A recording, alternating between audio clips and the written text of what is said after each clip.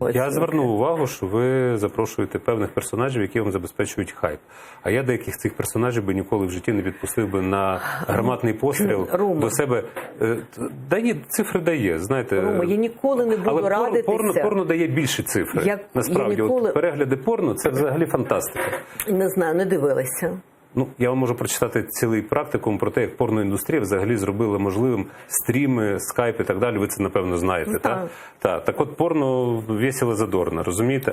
Це ви хочете порівняти? Звісно, я буду порівнювати. Якщо ви, як менеджер, жорстка і для вас рейтинги номер 1, то ясна річ, що якщо гнатися за цифрами, можна в будь-який спосіб гнатися за цифрами. А можна і голову на цьому зламати. Ром, ви ж теж, і самоспалення ви теж собі досить багато дозволяєте, коли гоните за цифрами. Хіба не ви покійного Чечета ви запрошували? І дуже багато інших людей. Ви ж це теж робили. І заради хайпу робили. І оце робили в ефірі теж заради хайпу.